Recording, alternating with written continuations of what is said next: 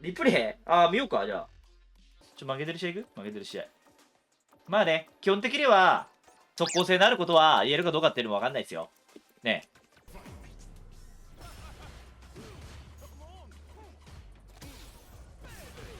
まずあなたが何を考えてるか。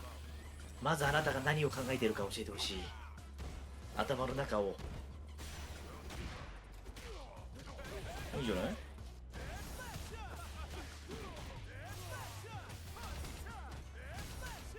これね、ダメなのよ。その削りがね。勝ち確でした。ちなみに今の。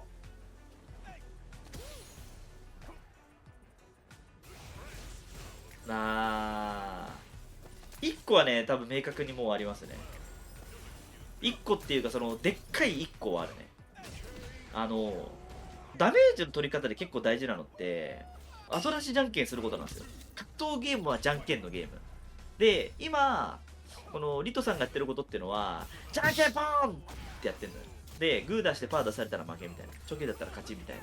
多分そういう感じの選択肢なんだけど、やっぱ安定して上に上がるのに大事なのは、相手が出した後に出すこと。じゃんけんポーンって口だけ言って、けど相手見て、あ、チョキですか、じゃあグー出しますみたいな感じの動きがあればあるほど安定感って絶対増していくんですよ。まあ、DA ってやっぱそこら辺ちょっとしにくい要素があるんだけど、まあ、攻めキャラだからね。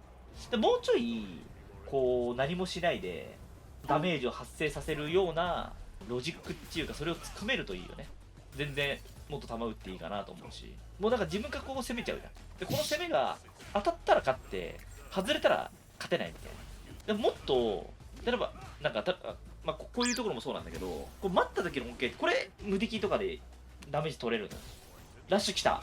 で、これ OD で無敵打ったり、しゃがみ中盤打ってれば、逆にダメージが発生してる。で、こういうダメージの発生の仕方の意識が、多分ゼロなのかなと思う。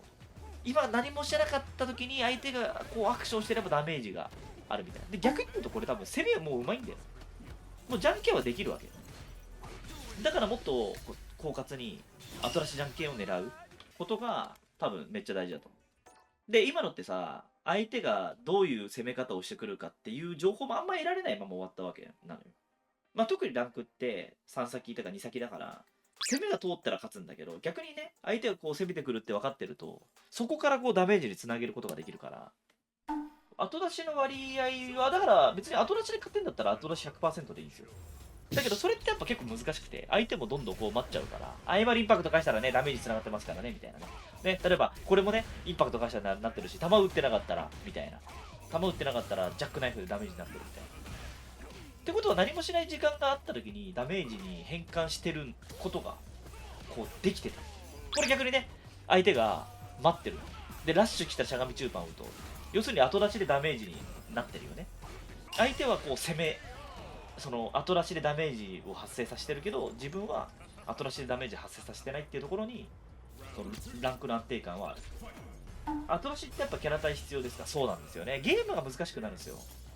例えばラッシュコパンって打った時点で、その相手が誰でもあんま変わらないっていう、キャラ対関係なく強いっていうのがあるんだよね。ね、俺いっちゃうね、前に出ちゃうね、もっとね、もっとグッと、もっとグッといけるとね。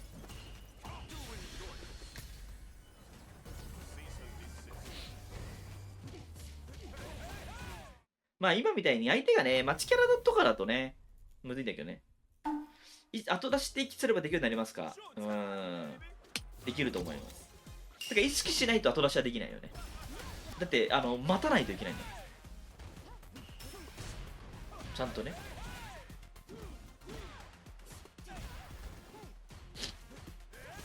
もう言ってる、自分が言ってる、自分が言ってるよ。自分からじゃんけんマンになってるよ。ねえ、じゃんけんマンになってるよ。ねえ、じゃんけん通った。はい。じゃんけん通ったね。嬉しいね。これじゃダメなんですね。もっと上に行くんだったらね。純粋にやっぱもっと、こう、しゃがむ時間もっと増やしてもいいかなとは思うけどね。でちょっと私のちょっと DJ 見ます？後出し注文がね、なんぞやって。やっぱね、後出し注文はね、やっぱね、大事ですやんと。大事ですやんっていう話ですよ。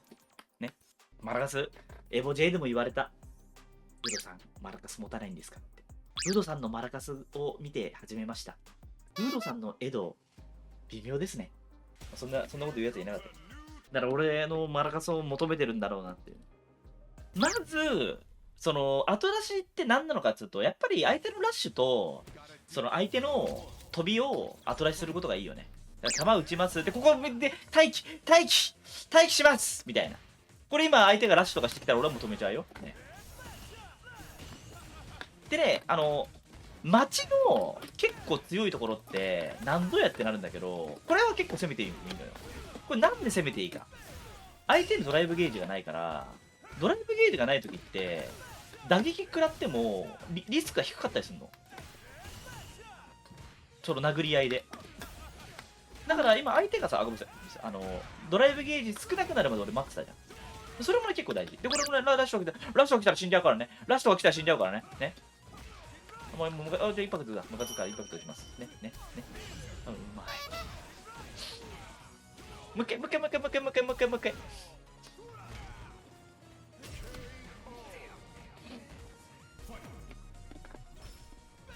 これで見てる。見てる。今見た今のこれで、相手がラッシュと来たら、見てます。ほら、もうダメージ降ってくるよ。ねえ、後出し、今さ、何もしてないのに、ダメージが降ってきたね。どうだで、波動拳とかを見ちゃうこれ確定じゃないんだね。そう、確定じゃないんだね。久しぶりだからね。で、これで、じゃあ後出し何なのかというと、インパクトに対して衛星さん打つ。これで勝ち。これ簡単だから。で、くるくる回しといて、相手がインパクトだったら、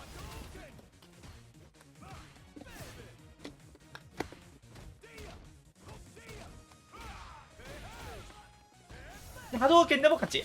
これね。見てください。後で仕上げね。今、波動拳が来たら勝ちと、私は宣言して、波動拳が来たんですよ。だから勝った。見る時間を作る。後出しで勝てる時間を作る。じゃんけんじゃないよね。じゃんけんしてました、私。してないですよね。じゃんけんって言っただけなの。ポンは出さないの。ポンは、相手が出した手を見て、じゃあそれいただきます。つって。簡単でしょ。だから簡単っていうか、やることは難しいのかもしれないんだけど、そういうような考え方がなかったと思うの。さっきの人はね、まだ。で、それを持つことが大事であるという話。マラカスちょっと待って、待って。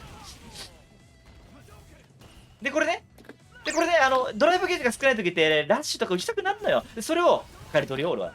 ね。おい、来いよ。おい。待った方が強い理由があるんだけど、自分が攻めるとソバットと当たんないんだよね。だってさ、ガードしてるじゃん。で、逆に、こっちが待ってる時って、相手がレバーを前に入れるから、ソバット当たりやすいの。だから、バーンアウトしてる相手にソバットって超当たりにくいんだ。これなんでかって言ったら、これが終わるまで待ってるから。ガードしてるから。前やる気に当たんないの、ソバットが。ってことは、自分のドライブゲージが少ない方が、ソバットが当たりやすかったりするの。今ね、相手ね、ゲージやっぱいあるからね、歩きたいねみたいな感じで。ね。